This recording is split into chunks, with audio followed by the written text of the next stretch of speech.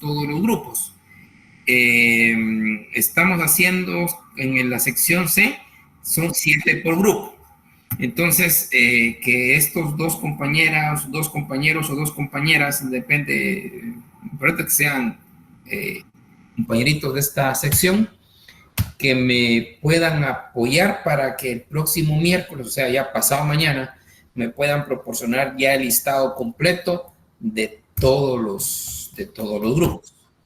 Eso es lo que quería, y así el próximo viernes pues ya trabajaríamos concretamente con el tema de los grupos.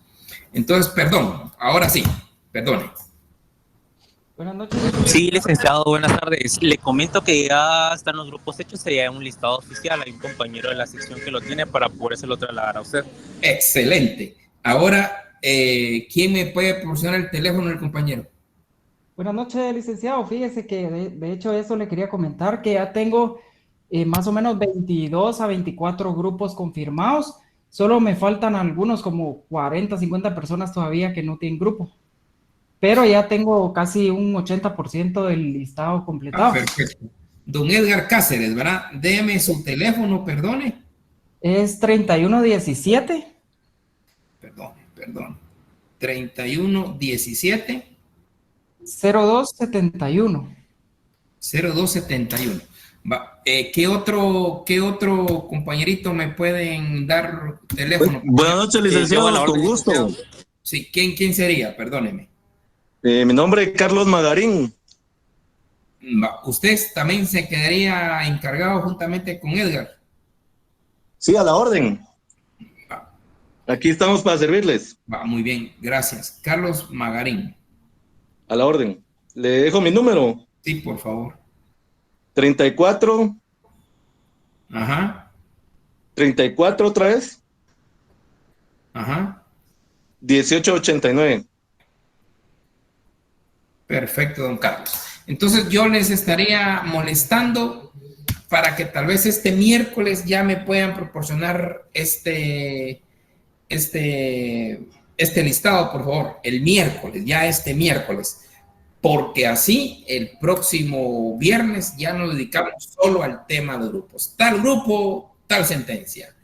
Tal grupo, tal sentencia. Este sería ya para este miércoles, porque recordemos que entre más rápido es mejor para ustedes, porque les recuerdo, terminando el primer parcial, empezamos ya con exposiciones, nada de que, a ver, los grupos ya están, ya por eso urge, entre más rápido mejor, porque nomás terminamos nosotros primer parcial, el primer grupo arranca de una vez. Así que, por favor, entre más rápido mejor. Este miércoles, por favor, don Edgar y don Carlos, nos estaríamos comunicando con ustedes. Con gusto, Lic. Yo no sé si personalmente a través de una tercera persona se comunican con ustedes para que ustedes les proporcione por WhatsApp o por lo que sea ya el listado completo, y así el próximo miércoles ya nosotros hablamos estrictamente del tema de grupos. ¿Estamos? Se lo podemos subir por Classroom. Sí, el problema es que, mire, usted no sabe lo que me cuesta. Ese tema de tecnología me ha costado, como usted no tiene la menor idea.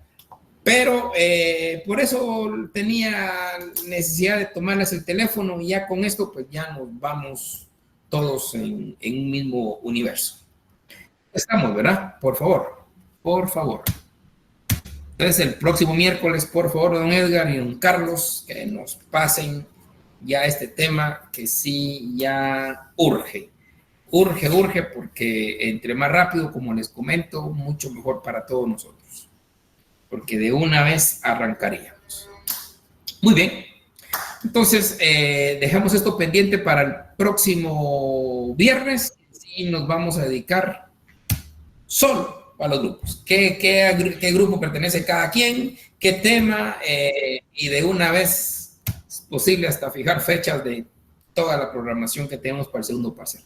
Que recordemos que es el examen es el que tiene más punteo, y se tiene el privilegio de trabajar con base en grupos y especialmente para el aprendizaje de la jurisprudencia de la Corte Interamericana de Derechos Humanos. Ahí se van a dar cuenta lo importante que es y especialmente todo el bagaje que deja esa jurisprudencia. Bien, entonces, mientras tanto, sí, seguimos nosotros con lo nuestro. Siempre se ha discutido, y no sé si ustedes se han dado cuenta, que en determinadas formas hablo de derechos humanos, de determinada manera también me refiero a derechos fundamentales. En principio, puede ser que esto es un sinónimo, y sí, porque sustancialmente son esos derechos universales, indivisibles, imprescriptibles que tenemos todos los seres humanos. Efectivamente, eso es lo mismo, esencialmente lo mismo. Pero sí, dogmáticamente puede existir una pequeña diferencia y por eso creo que es justo que lo podamos hablar. Para tenerlo presente que dogmáticamente sí existe diferencia, aunque sustancialmente pues, no tiene diferencia, porque a la larga son derechos del ser humano, son derechos interdependientes, universales, indivisibles, irrenunciables que tenemos nosotros como seres humanos. Entonces, y ahí se involucra también los derechos naturales del hombre. Los derechos naturales del hombre son que vienen del justnaturalismo, es donde se considera que el hombre tiene esos derechos que naturalmente posee por el mismo hecho de ser hombre y por ser una especie superior a todas las demás especies. Entonces, naturalmente, el ser humano goza de esos derechos por la misma divinidad de la naturaleza. Entonces, esos derechos naturales del hombre, pues son naturales del hombre. El hombre naturalmente tiene esos derechos y que no necesitan estar formalizados en una convención o en alguna legislación. Son derechos ya innatos, naturalmente los posee el ser humano. Entonces, no se necesita formalidad alguna. Esos derechos naturales del hombre. Ahora, ¿qué hablamos de derechos humanos? Pues los derechos humanos viene a raíz de lo que ya hablamos en su momento, después de la Segunda Guerra Mundial, se tuvo como propósito, y eso quedó plasmado en la Carta de Naciones Unidas, el propósito de la promoción y desarrollo de los derechos humanos.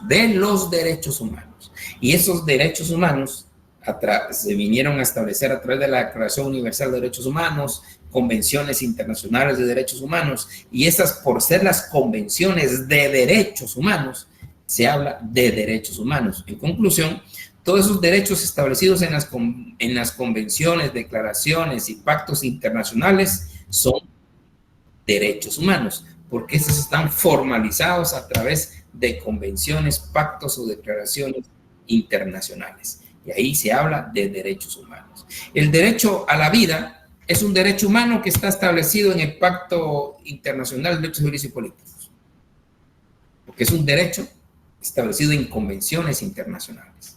A diferencia de los derechos fundamentales, que los derechos fundamentales darán diferencias que los derechos fundamentales se encuentran establecidos en las leyes internas, especialmente en la Constitución. Son derechos fundamentales porque están establecidos en la Constitución, aunque sean los mismos derechos, porque a la larga, si es el derecho a la vida, naturalmente se protege el derecho a la vida. Pero ese derecho a la vida es un derecho humano establecido en las convenciones internacionales y ese derecho a la vida es un derecho fundamental establecido en la Constitución.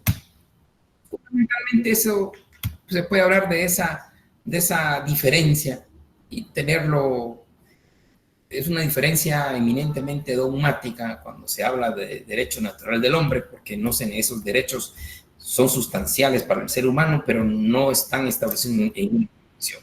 Derechos humanos porque están establecidos en convención y derechos fundamentales porque están establecidos en constitución. Por eso, cuando yo hablo, el derecho a la libertad es un derecho fundamental establecido en la Constitución. Si yo me quiero referir al derecho a la libertad establecido en el Pacto de San José, voy a decir es un derecho humano establecido en el Pacto de San José.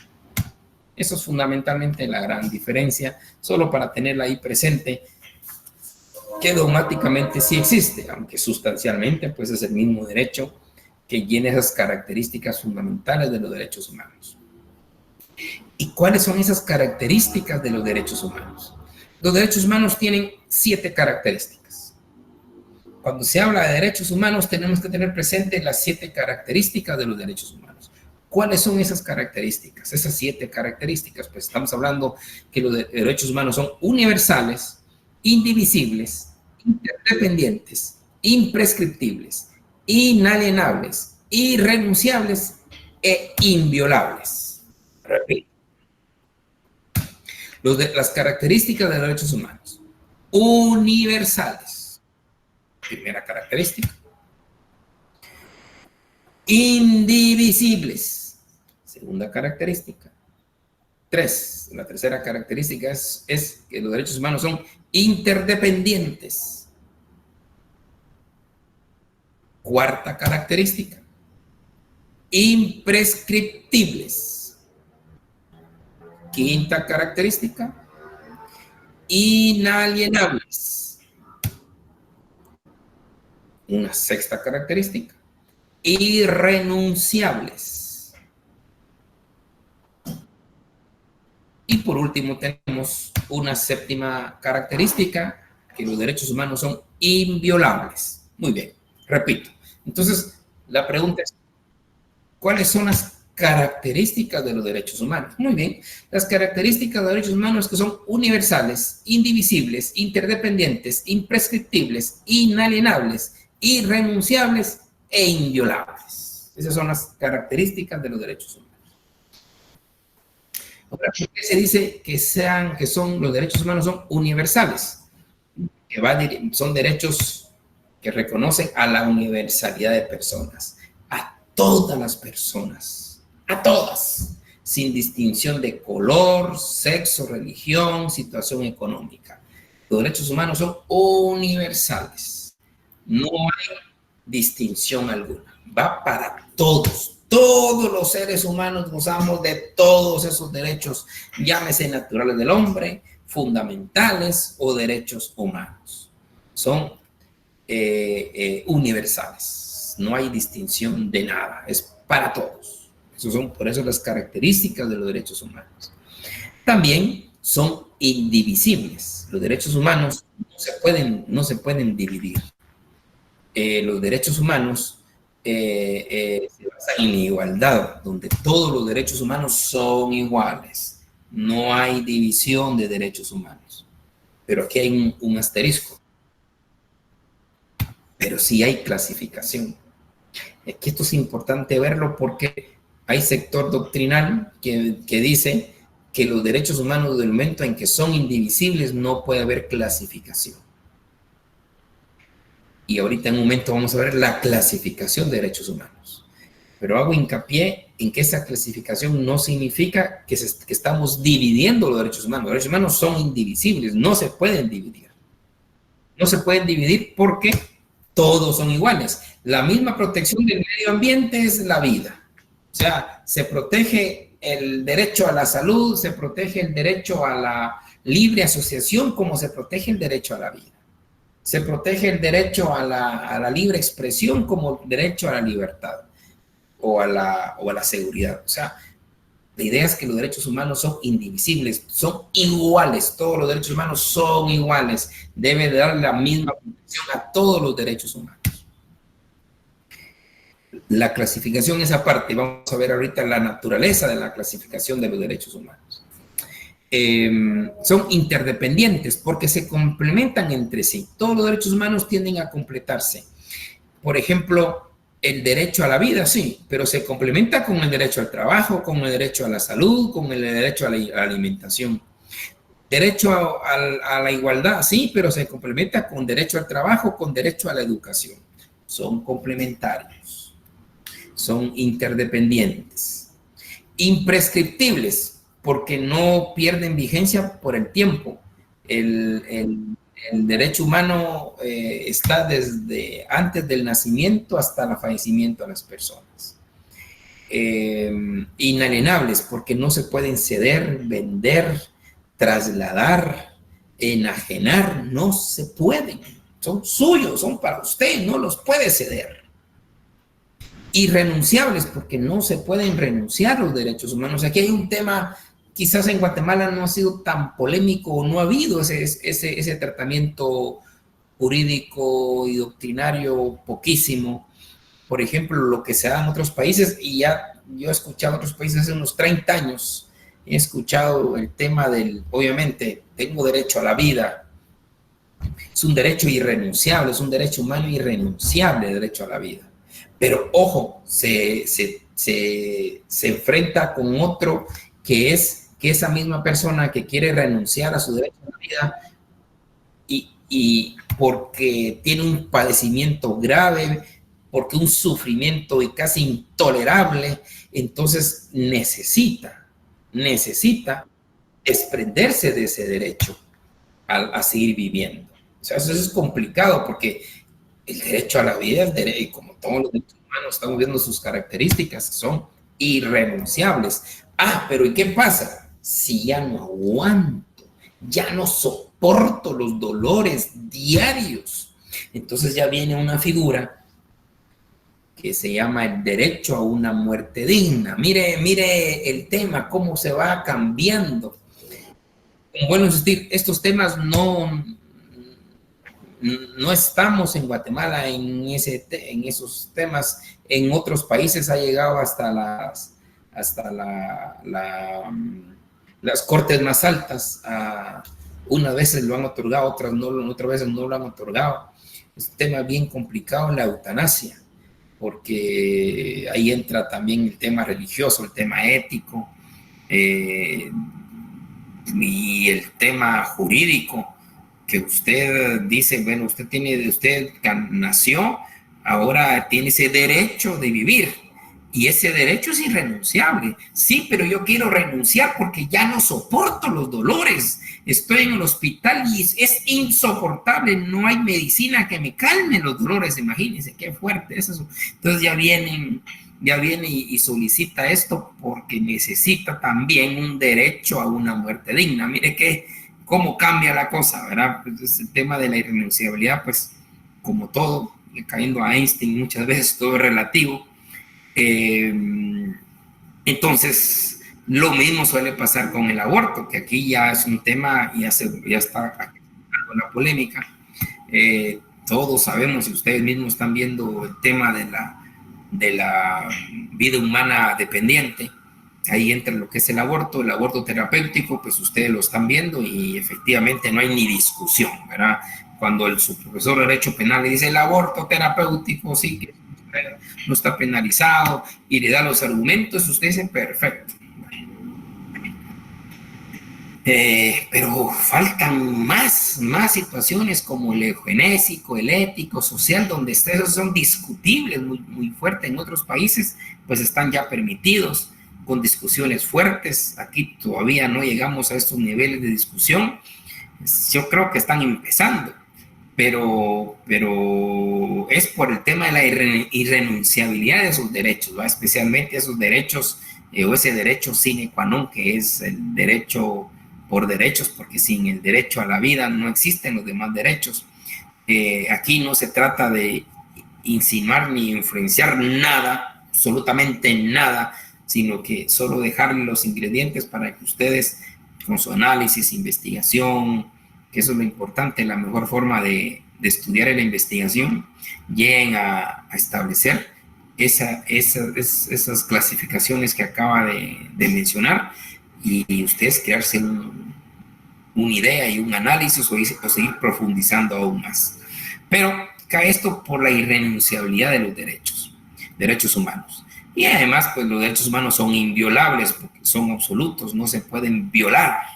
Ojo, no se puede. Yo no le puedo violar el derecho a su libertad, yo no le puedo violar el derecho a su propiedad, yo no le puedo violentar el derecho a la vida, yo no le puedo violentar el derecho a seguridad, yo no le puedo violentar el derecho a expresión, yo no le puedo violentar el derecho a manifestación. Son derechos. Yo no le puedo afectar el derecho al trabajo, son derechos inviolables, no se pueden violentar. Ojo, pero ¿qué pasa cuando alguien lo violenta, verdad? Entonces, tendríamos nosotros que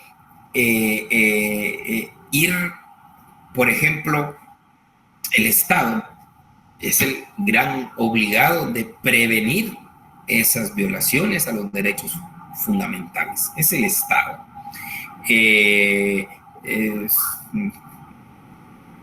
Es el que nos tiene que cuidar, es el que tiene que prevenir esas violaciones a los derechos fundamentales. Nos tiene que prevenir en la noche si vamos con celular y nos roban o nos quieren robar, o es el Estado el que tiene que dar todas las vías para prevenir. Pero ¿qué sucede si no previene? Que es lo que suele pasar. Por eso están los delitos, porque no hay forma de prevenirlos. Entonces el Estado, ahí viene la responsabilidad de sancionar y en otros países pues de resarcir el daño a la víctima como debería de ser. Hoy día no. Imagínese usted toda la pena de multa que le cae al Estado, para ellos se va, y para las víctimas. Eso es un tema interesante que hemos platicado, que existiera un fondo exclusivamente, un fondo estatal para las víctimas. Por ejemplo, los de todos los delitos que pagan multas, el Senabed, pues creó un fondo para las víctimas, porque ¿usted qué quiere? Usted, muy bien, usted le robaron su vehículo. En su corazoncito, ¿qué más añora? Su vehículo. Usted no quiere tanto, si el ladrón se va, que se vaya, pero usted quiere su vehículo. La justicia real, y no es la justicia real y no solo idealizada, sino que la justicia real es que a usted, que la persona tiene que pagar en prisión por el daño que hizo y reparar el daño a la víctima. ¿Y cuál es la forma de reparar el daño? Indemnizarle, devolverle el vehículo o reparar el vehículo. Esa es la verdadera razón del derecho penal y de la justicia pura, y que es real. El problema es que acá nosotros nos burlamos de estos aspectos que son reales y que deberían de ser. Y no nos tenemos que burlar, porque entre más nos burlamos, lo que hacemos es no darle credibilidad a lo que es la justicia real. Y la justicia real es: si alguien cometió un delito, tiene que purgar prisión y repararle el bien a usted. Eso es, por eso está el mismo Código Civil. Usted está viendo el derecho civil, ahí nos habla que todo delito y falta tiene que reparar el daño. El Código Civil, el Código Penal también dice la responsabilidad civil, y el artículo, es que no me acuerdo, 44 47 del Código Penal nos habla de la forma que debe de reparar el daño el preso. Lo que pasa es que eso creemos que es una fantasía animada, y no es así, es real, está legal. Lo que tenemos que hacer es lograr hacerlo. Ya se me ha metido en la cabeza, yo creo que es parte de esto, de ir aportando, que si el Estado debe de crear un fondo para las víctimas, para reparar el daño. Si le robaron el celular, tienen que recuperarlo, tienen que dárselo. Si no es el sujeto, pues tiene que ser el Estado, y el Estado después le va a cobrar al sujeto, que mirará cómo se lo cobra, pero la víctima tiene que recuperar sus cosas. ¡Qué bonito! Solo le vamos a meter preso al sujeto y miren la víctima que hace. No, eso no es así. Entonces, estas son las características de los derechos humanos: universales, indivisibles, interdependientes, imprescriptibles, inalienables, irrenunciables e inviolables. La clasificación de los derechos humanos. 647, muchas gracias, Edgar. Muchas gracias. 47, yo me confundo con el 44 y 47. El 44 es trabajo por buena conducta, y el 47 ya nos habla de qué manera se da el trabajo penitenciario. Y el trabajo penitenciario tiene 4 rubros que tiene que cubrir, y dentro de ellos es, como producto del trabajo penitenciario, de la reparación del daño a la víctima. Esto es lo interesante. El problema que se da es que no hay control en el sistema penitenciario, y si no hay control en el sistema penitenciario, pues ni mucho menos va a haber control en el trabajo penitenciario y fruto del trabajo penitenciario. Pero esto ya establece nuestro Código Penal que valga la redundancia, ya hoy tenemos 30 años de vigencia o más, 50 años, lo siento, 50 años de vigencia del Código Penal. Bueno, es clasificación de los derechos humanos. Vuelvo a insistir, la clasificación no es lo mismo que división de derechos humanos. No estamos dividiendo, no estamos diciendo los principales, los de segunda, no. Es clasificación. Y la clasificación de los derechos humanos tiene su naturaleza. Y la naturaleza de esa clasificación es conforme ha evolucionado en época los derechos humanos. Recordemos que los derechos humanos son evolutivos, se van evolucionando y parte de esa evolución han surgido derechos humanos de primera, segunda y tercera generación. No estamos diciendo primera categoría y segunda categoría, no. Estamos hablando cómo han surgido. Surgieron primero los derechos individuales, que son los derechos civiles y políticos. Surgieron después derechos económicos, sociales y culturales, que son los derechos colectivos. Y de último han surgido los derechos de solidaridad de los pueblos, que es denominada tercera generación. Esa es la clasificación, no división, no de clases, no de importancia, no, solo clasificación por la forma como han surgido. Y la primera generación pues fue la que surgió de hace muchos años y se plasmó por vez primera en la Declaración del Pueblo de Virginia del año de 1776. Escuche un tema importante. Todos hemos aprendido y mencionado el tema de la Revolución Francesa, la Declaración de Derechos del Hombre y del Ciudadano de 1789. Todo el mundo habla de la Revolución Francesa, establecieron los derechos de igualdad, seguridad, justicia, taz. Pero obvian que antes de la Revolución Francesa, 13 años antes, surgió la Declaración del Buen Pueblo de Virginia. Y ahí plasman esos derechos individuales. Esos derechos individuales que son los que hoy conocemos como derechos civiles y políticos. Esa es la primera generación. Derechos civiles y políticos. ¿Cuáles son esos derechos civiles y políticos? Pues son los derechos individuales. Son esos derechos que protegen la vida, la igualdad, la seguridad, la justicia, integridad personal, derecho a la familia, a la religión, a la propiedad, nacionalidad, elegir y ser electo como parte de los derechos políticos, que hoy está de moda, ¿verdad? Elegir y ser electo, derecho a petición, asociación, reunión, libertad de pensamiento, libertad de expresión. Esos son derechos individuales, derechos civiles y políticos. ¿Cuáles son los derechos civiles y políticos? Pues bueno, el derecho a la vida, igualdad, seguridad, justicia, el derecho a la religión, derecho a la familia, intimidad, propiedad, elegir y ser electo, petición, asociación, religión. Esos son los derechos individuales, derechos civiles y políticos. Recordemos que son los derechos de primera generación. Pero técnicamente se habla de derechos civiles y políticos, derechos individuales, derechos porque van dirigidos al individuo.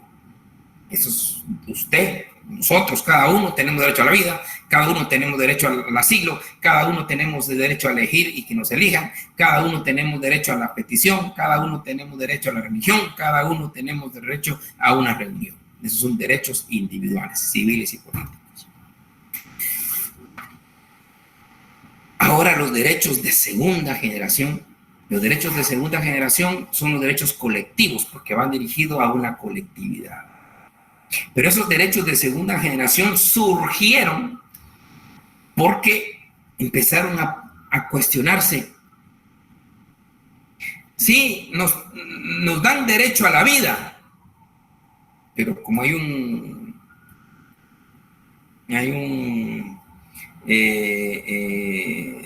una frase que dice, sí, pero sin comida no hay vida. Entonces, usted nos protege en la vida, pero para hacer efectivo ese derecho a la vida, ¿qué nos ofrecen?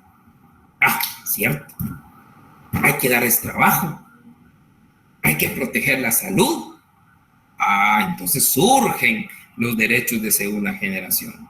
Esos derechos de segunda generación para ser interdependientes, por eso hablamos de las características de derechos humanos interdependientes que se complementan entre sí.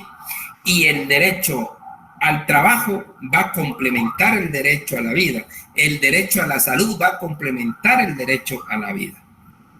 Nos hablan de igualdad, pero para efectivizar la igualdad, ¿qué sucede? surge el derecho necesario de la educación. Hay que educar para que nos den las condiciones iguales. Entonces ya se dio también el derecho a la educación, derecho al trabajo, proteger el trabajo, la sindicalización. Entonces ya surgen esos derechos humanos de segunda generación, que lo que hacen es llegar a efectivizar esos derechos de primera generación. Y una cosa interesante, la Constitución de Querétaro de México lo estableció en el año de 1917 y la de Weimar de Alemania en 1919. Interesante, porque la mexicana fue la primera que estableció derechos económicos, sociales y culturales. Y estos son los derechos de segunda generación, derechos económicos, sociales y culturales, o también denominados colectivos. O sea, ya tenemos la clasificación, derechos individuales o derechos civiles y políticos. Segunda generación, derechos colectivos o derechos económicos, sociales y culturales. ¿Qué contienen esos derechos económicos, sociales y culturales? Como ya le establecí, el derecho al trabajo, a la seguridad social, al derecho a la huelga, a la libertad sindical, a la educación, a una vida cultural. Esos son los derechos humanos de segunda generación. Que estos son los derechos que van a hacer efectivo los derechos de primera generación. El derecho a la vida cultural, a tener la igualdad que realmente nos habla allá en la primera generación. Pero no es por importancia, no es porque el derecho a la vida sea más importante que el derecho a la vida cultural, no, ambos son iguales. No es que el derecho a la libertad sea más importante que el derecho a la educación, no, ambos son iguales. La clasificación, y vuelve a existir, deriva simple y sencillamente por el surgimiento de los derechos, la necesidad de crear más derechos. Y así también tenemos la tercera generación, que la tercera generación se ha denominado derecho de los pueblos o de solidaridad. Esa es la tercera generación.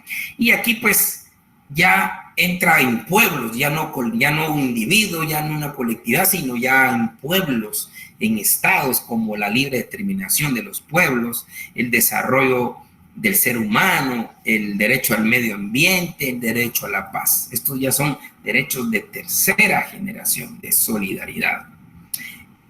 Y también hoy día, dogmáticamente se habla de una cuarta generación, de las intergeneracionales o tecnológicas. No me sorprendería, pero aquí no hay nada pacífico porque no se ha dicho nada, que ya viene la inteligencia artificial también, a ver en dónde se ubica. Pero ahorita concretamente hay tres generaciones. ¿Cómo se clasifican los derechos humanos? Derechos civiles y políticos o individuales. Derechos económicos, sociales y culturales o colectivos. Y derechos humanos de los pueblos o de solidaridad. Esa es la clasificación que tenemos hoy día. Entonces, lo importante también a destacar es que los derechos civiles y políticos y los derechos económicos, sociales y culturales, ambos tienen pacto internacional de derechos humanos desde el año de 1966 y entraron en vigencia hasta el año de 1976. Pero son del año 66 donde se crearon estos pactos internacionales. Hay un pacto internacional que se llama Pacto Internacional de Derechos Civiles y Políticos y hay otro pacto internacional que se llama Pacto Internacional de Derechos Económicos, Sociales y Culturales. O sea, lo interesante es que los derechos humanos individuales ya existe un pacto internacional. Los derechos humanos colectivos también tiene su pacto internacional. ¿Y qué es un pacto? Pues un pacto es un convenio global, un convenio internacional donde reconocen los derechos individuales y existe otro pacto donde reconocen los derechos colectivos.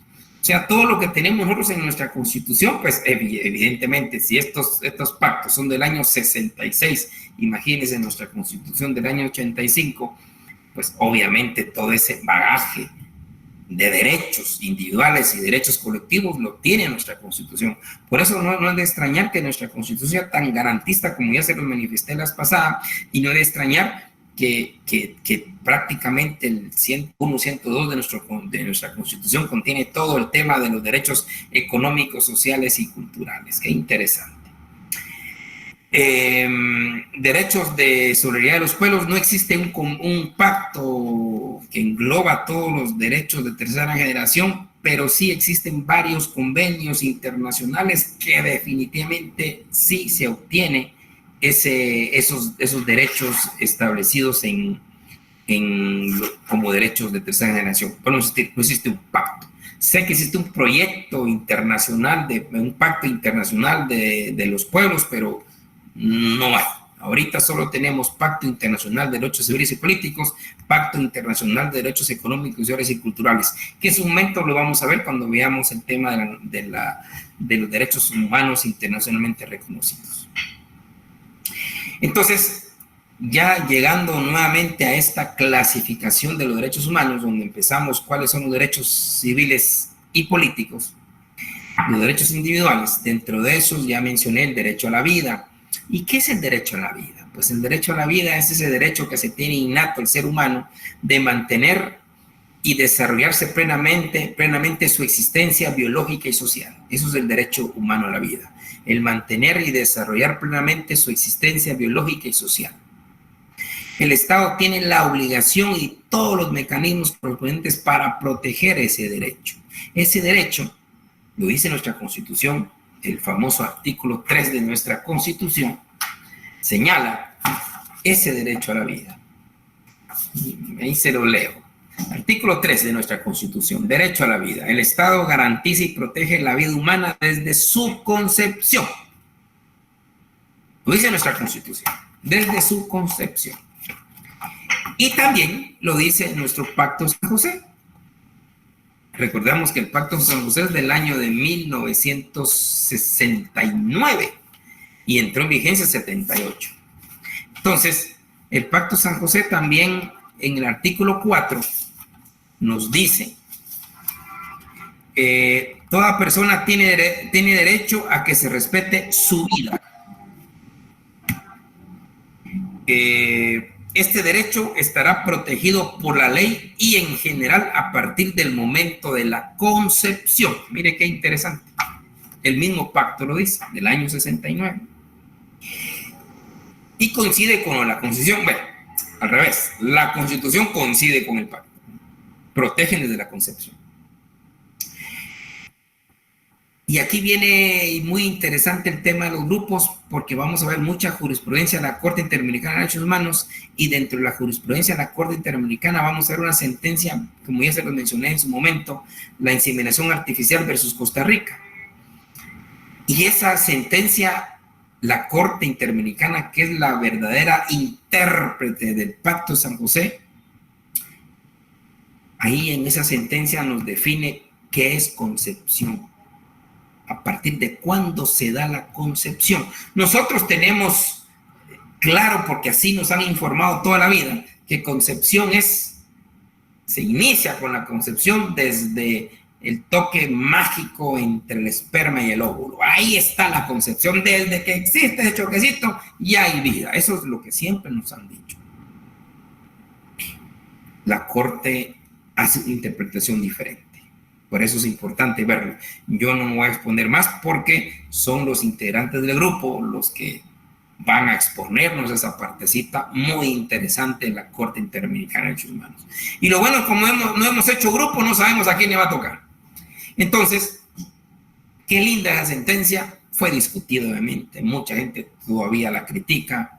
Unos la alaban, otros la critican, como toda jurisprudencia o toda resolución. Entonces, pero es interesante que la Corte Interamericana de Derechos Humanos fijó postura. Y ahora mismo recuerdo, y de pronto ustedes lo están viendo en derecho penal, cuando ustedes hablan o le han hablado sobre la vida humana, la protección de la vida humana dependiente y la protección de vida humana independiente.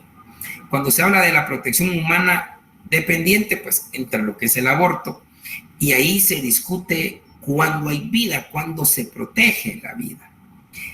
Y es interesante, para muchos el mejor penalista del mundo es Klaus Roxin. Y Klaus Roxin, en un folleto precioso que hace muchos años tuve la oportunidad de leer, ahí nos habla sobre el tema este, y ya dogmáticamente en materia penal, utilizando la ciencia también, Roxin llega a la conclusión que la vida se protege desde la teoría de la anidación. Mire qué importante, ¿verdad? Entonces, y haciendo uno el análisis ya con la sentencia de la Corte Interamericana de Derechos Humanos, hay mucha coincidencia. Pero bueno, yo no voy a tocar más allá, el grupo será el encargado, el que nos va a exponer ese tema, y es bastante interesante, porque ya no es lo que uno ha creído que es. Pero lo importante es que, por eso, el Pacto de San José dice, la vida se protege desde la concepción. Ahora hay que interpretar cuándo hay concepción, ¿verdad? Y ahí entra esa sentencia interesante de la Corte Interamericana de Derechos Humanos. La vida pues se protege hasta cuando finaliza. ¿Y cuándo finaliza? Pues cuando hay muerte. ¿Pero dónde me dice que hay muerte? Ustedes ahorita en su Código Penal están viendo homicidio, ¿verdad? Seguro, o ya lo vieron. ¿Y qué dice el primer artículo? Dice el 123, quien diere muerte a otra persona. Quien diere muerte. ¿Dónde está regulada la muerte? Busquen su Código Penal y no lo va a encontrar, y arrastre su Código Penal. Busque su Código Civil y tampoco le dice cuándo hay muerte de una persona. ¿Cuándo? Si estuviéramos en clases presenciales, pues eso es mucho más lindo, porque ahí dialoga y pregunta uno, pero ahorita tampoco voy a estar en esta dinámica, esto es más impersonal. Y para no hacerse las cansadas, pues eso tenemos que ir a buscarlo a la ley de donación de órganos. En la ley de donación de órganos ya nos aclara cuándo hay muerte. Porque usted mira su Código Penal, solo le dice el que diere muerte, pero ¿cuándo hay muerte? Seguro que ustedes ni se lo han preguntado. Ustedes solo automáticamente dicen cuando haya muerte, pero ¿cuándo hay muerte? Entonces, en la ley de donación de órganos nos aclara que la muerte se produce cuando se da la muerte cerebral. Pero ojo, ya está legalizada. Ya legalmente se determina cuándo hay muerte. De lo contrario, ¿cuándo? Si no hay, en principio en el Código Penal no nos dice cuándo hay muerte. Tenemos que acudir a la ley de donación de órganos, en el cual sí ya nos dice y nos define qué es la muerte, y se da cuando se declara muerte cerebral.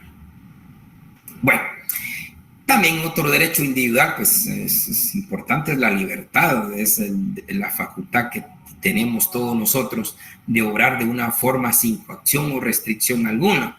Y esa libertad, ese derecho a libertad, culmina cuando empezamos a dañar el derecho de los demás. Esto ya lo hemos hablado. Esa libertad de expresión, asociación, reunión, la libertad de indemnidad sexual y el derecho a la locomoción, pues es la forma de obrar libremente sin una coacción o restricción de nadie. Eso es la plena libertad, que es un derecho humano, un derecho fundamental, un derecho natural del hombre. Y por último, pues tenemos el derecho a la igualdad. Ese derecho a la igualdad es muy importante filosóficamente, y también ya lo acogió tanto la Corte Interamericana de Derechos Humanos como la Corte de Constitucionalidad. La igualdad. ¿Qué es la igualdad? Es tratar en forma desigual a los que son desiguales, y tratar en forma igual a los que realmente son iguales. Ese es el principio de igualdad. No aquella que nos dicen todos somos iguales. Momento, es que no todos somos iguales. No todos somos iguales. Que tratar en forma desigual a los que son desiguales. Así de sencillo. Y eso es lo que me da rabia muchas veces. Perdón, me voy a meter en cosas que no quería meter, pero bueno, ustedes me animan a hablar tanto. Por ejemplo, hay gente que examina privados, por ejemplo. Ellos ahora mismo aprendieron algo por ahí. Y ya se lo preguntan al alumno. Perdónenme, aquí no es así. No son iguales. El profesional lleva 20 años de dar clases y hasta ahorita aprendió una cosa, y al día siguiente se lo pregunta al alumno. No, hombre, eso no es ni justo ni correcto, es desigual. Entonces, lo mismo suele pasar en la propia universidad. por ejemplo, como está ahorita y siempre ha estado, el edificio hay solo gradas. Solo gradas. Entonces, ahí no estamos tratando en forma igual las personas. No estamos tratando en forma igual. Estamos tratando en forma desigual. Porque hay personas que no pueden subir gradas. Entonces, para estas personas tenemos que dar el acondicionamiento desigual. Y el acondicionamiento desigual es poner su elevador o su rampa correspondiente. Es tratar en forma desigual a los desiguales. Y esa forma desigual es darle las condiciones para encontrar la verdadera igualdad. Sí, doña Iliana, cuénteme. ¿Qué tal? Buenas tardes, licenciado. Con respecto a lo que se está diciendo de la universidad, es algo meramente interesante porque los que hemos ido al campus, creo que todos conocemos cómo es la universidad. Sabemos que de por sí la universidad, cuando uno la recorre, tiene rampas. Tiene rampas en muchos lugares. Sin embargo, cuando llega uno a las aulas, a los edificios, se da cuenta de que no hay ni una sola rampa, meramente gradas. Entonces, si uno va, ¿qué le digo?, de la biblioteca central a el S12, donde nos tocaría ir a nosotros si fuéramos presenciales ahorita en estos primeros años, hay muchas rampas. Hay muchas rampas durante esos pasillos y durante todo ese recorrido, pero a la hora de llegar al edificio y pues nos toca a nosotros en los salones de hasta arriba, no hay ni una sola rampa. Y si se pone a pensar uno de que si pueden construir las rampas ahí, serían tan elevadas que al final tampoco les ayudaría a las personas discapacitadas. Dejemos a las personas en silla de ruedas, las personas que sufren más de alguna lesión, porque hay quienes lesionados y enyesados han ido a la universidad y les ha tocado subir todas esas gradas. Entonces, es algo meramente contradictorio porque como tal en la universidad sí hay rampas, pero dentro de las aulas y dentro de los edificios donde se lleva a cabo el aprendizaje no hay. Exacto, a eso venía. O sea, lo que estoy hablando es el tema, y muchas gracias, soy yo, doña Eliana, es el tema de la igualdad. Tratar en forma desigual a los que realmente son desiguales. Tratar en forma desigual a los que son desiguales. Y tratar realmente de forma igual a los que realmente son iguales. Y para, como esto siempre a veces da polémica a esta frase, pongo un ejemplo sencillo para que se denomina la discriminación positiva. Es, por ejemplo, hay un compañero que se quebró su brazo derecho con el que escribe. Entonces tenemos exámenes. Él por su problema pues escribe muy lento. Entonces yo les planteo, ¿será igual darles el mismo tiempo a todos para contestar su examen? A todos les doy 30, incluyéndolo a él. No es desigual. No es igual, perdón. No es igual porque él está con una condición distinta. Entonces hay que tratar en forma desigual a este compañero porque está en una situación desigual. Entonces a él le tengo que dar unos 10 o 15 minutos más. Ese es el verdadero principio de igualdad. El que gana más, pues tiene que pagar más.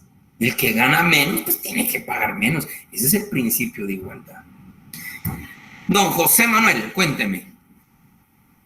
Licenciado, buenas noches.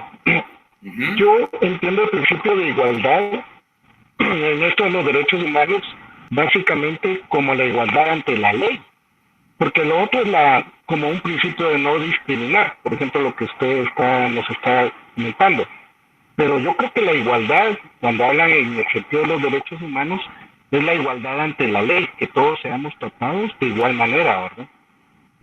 No sé si estoy errado. Es relativo, porque hay que tratar, depende de las condiciones como estén, porque usted dice, hay que tratarlos conforme a la ley. Ahí me viene aquel tema del artículo 3 de la LOJ, que es un vicio que lamentablemente les inculcan desde el primer día de clases, creo yo, que nadie puede dar ignorancia a la ley. Yo creo que eso ya lo hemos hablado en más de una oportunidad y eso es grave pensar esto. Pero no, la igualdad es en todos los aspectos, tenemos que ver qué condiciones se tiene para ser más igual. La igualdad es ser justicia, ser justo. Tratar en forma desigual los que son desiguales.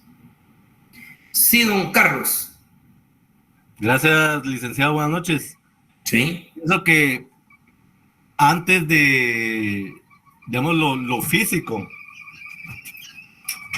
hablando materialmente, ¿verdad? Antes de eso es importante lo que usted hace aquí en su clase, ¿verdad? Que es lo que primeramente se debería de tratar, que es el aspecto de educación a todos, con base a este tipo de información, en el cual debemos hacer conciencia en cada uno para conocer de que, como usted bien dice, ¿verdad? No todos tenemos las mismas capacidades, tanto intelectuales, económicas, físicas. Tenemos ciertos limitantes que nos ponen en desigualdad ante otros, ¿verdad? O en ventaja, ¿verdad? Ante otros. Así es. Primeramente que es importante, ¿verdad? La infraestructura, ¿verdad? Por ejemplo, las rampas. Aunque las rampas ahí en AUL, los motoristas son los que más la aprovechan, ¿verdad? Bueno, eso es otro tema, ¿va? Es otro tema también complicado, pero eso es tema de educación. Ustedes, hay muchas cosas ahí que suele pasar. Sí, pero es muy importante esto de la educación, de hacer la conciencia en cada uno para ver la forma de que exigir en parte nuestros derechos, ¿verdad? Y los derechos de los demás en aspectos como esto de que haya suficiente infraestructura. Por ejemplo, yo he tenido compañeros antes que, por ejemplo, tenía un compañero que él tenía problemas con la visión y la esposa era la que tomaba las notas. Él solo llegaba como oyente, pero la esposa es la que le ayudaba a tomar notas para su clase. Solamente, licenciado. Ok, gracias. Don Emerson, cuéntenos. Licenciado, buenas noches. Yo solo, ahí como parte de la participación a lo que dijo el compañero, puede que haya personas que estén en estado de interdicción y no pueden ser, y por ejemplo, que por algún accidente ellos cometan alguna irregularidad que contravenga la ley, no puede ser juzgado de la misma manera que una persona que está en pleno goce de todas sus capacidades. No, y eso creo que ustedes ya lo saben con la diferencia entre lo que es pena y medida de seguridad, ¿verdad? Esto, con saber la naturaleza de la pena y medida de seguridad es más que suficiente. Recordemos que el presupuesto de la pena es la responsabilidad, es la culpabilidad, mientras que el presupuesto de la medida de seguridad es cuando la persona no es capaz de ser responsable. Esa es la diferencia. Bien, jovenazos, continuemos. Entonces, la igualdad es un tema bien complicado, especialmente estábamos hablando la vez pasada y salió ahí a relucir el de la famosa ley de femicidio, que es desigual tratamiento. Y efectivamente, la ley de femicidio puede ser, para mí no es que sea desigual, lo que pasa es que es mal aplicada y se ha aplicado muy mal, porque un día vamos a tener una charlita más profunda sobre esto. Si uno mira el artículo, el tercer considerando, el artículo primero de la ley de femicidio nos habla que esa ley se aplica solo cuando existe relación desigual de poder, nada más. No es que se aplique para todos, pues. Y es lo que está pasando hoy día, se aplica para todos. Y eso no es correcto. Esta ley únicamente se debe de aplicar solamente cuando se da la relación desigual de poder. O sea, cuando el gran jefe tiene una su empleadita y ahí sí tiene esa relación desigual de poder. Pero ojo, el artículo 3 nos aclara qué es relación desigual de poder. Pero no me venga a decir que la gran funcionaria denuncia a un pobre empleado porque ahí no existe relación desigual entre entre el hombre con la mujer, sino que es a la inversa. Pasa que está muy mal aplicada. Surgió la ley y empezaron un montón de grupos a invadir y a exponer, y todo era que era aplicable para todos los hombres, y no es así. La ley no está para eso. Tuve un caso hace muchos años, una cosa curiosa, que había un muchachito como estos muchachitos tremenditos, ¿va? Que espero que no haya ni uno aquí. Un patojito de 16 años se fue a vivir con una su señora de 38 años. Y este niño embarazó a la señora de 38 años, y ya vivían juntos y eran amor y vida. Y los 5, porque la señora ya tenía 2 hijos de un matrimonio anterior. Y el muchachito de 16 años vivía, era su mujer la de 38 años. Y resulta que la señora lo denunció por violencia psicológica. Imagínense, estaba preso el patojito. Entonces ahí dice uno, aquí no hay relación desigual de poder, pues aquí es a la inversa. La que tiene el control y dominio es ella, no él. O sea, se ha dado el mal uso y lleva consigo también a un trato desigual muy profundo, incluyendo hijas, madres, hermanas, ¿verdad? Pero solo quería comentarlo porque un día lo vamos a hablar más abiertamente, antes que doña Silvia venga y me ataque. Cuénteme, doña Silvia. Buenas noches, licenciado, buenas noches, compañeros.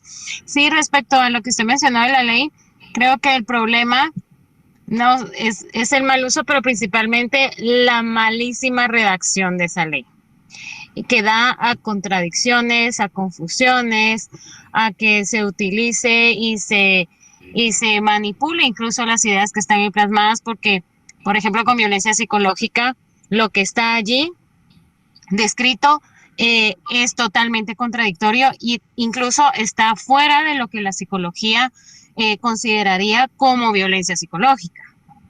Lo que está ahí redactado no tiene sustento científico por parte de la psicología. Entonces, los fiscales quieren encajar eso, así, pues lo que está allí, cuando realmente no tiene el sustento, está muy mal redactado. Entonces, sirve para que se malutilice todo lo que está allí y todo quepa. Tanto de las mujeres, ¿verdad? Que puedan creer que se cometió violencia. Entonces, todo cabe ahí porque la mala redacción de ese apartado de violencia psicológica, por ejemplo. Un día hablaremos sobre ese tema. Me encanta. Don Oliver. Buenas noches, licenciado. En relación a lo que usted mencionaba de la desigualdad de las acciones a veces, cabe mencionar también el hecho de que no existe una alerta para los varones, ¿verdad? Y los niños en general, a partir de su adolescencia. Para niños sí, pero para varones no. Es un tema adultos que también yo lo he pensado, porque alerta Alba Kenneth, alerta Isabel Claudina, y para el pobre hombre, pues, yo le comento, ¿verdad? Le comento eso porque en particular un amigo, pues, de muchos años, pues desapareció, ¿verdad? Y hay evidencia ahí de que pues existió cierto tipo como de secuestro, ¿verdad? En algunos videos y todo, y nunca más se supo nada más de él, ¿verdad? Entonces tampoco se activó una alerta. Sí. Como amigos nosotros lo único que pudimos hacer es presentar solicitud ante algunos canales de televisión y pues hacer nuestro trabajo ahí a través de las redes, pero sí, realmente activar una alerta de manera formal hacia una persona no necesariamente tiene que ser por situaciones de que se ha mal tomado el hecho de que dicen anda tomando, anda con mujeres, y entonces se tergiversa realmente de que en algún momento sí puede existir alguna situación de desaparición y pues es necesario que se active una situación de alerta para también ese tipo de personas, ¿verdad? Porque a cualquiera nos puede pasar, ¿verdad? Así es, y lamentable que tiene que venir la Corte Interamericana de Derechos Humanos a hacer el esfuerzo o la presión, porque así le pasó a México, así le pasó a Guatemala, por puras sentencias de la Corte Interamericana de Derechos Humanos. Es que está la alerta Isabel Claudina. México tuvo que pasar, ahí vamos a ver una sentencia de las algodoneras versus México, que es el caso famoso de las señoras de Veracruz, las desapariciones, y ahí es donde se tuvo que instar a ese tipo de alertas.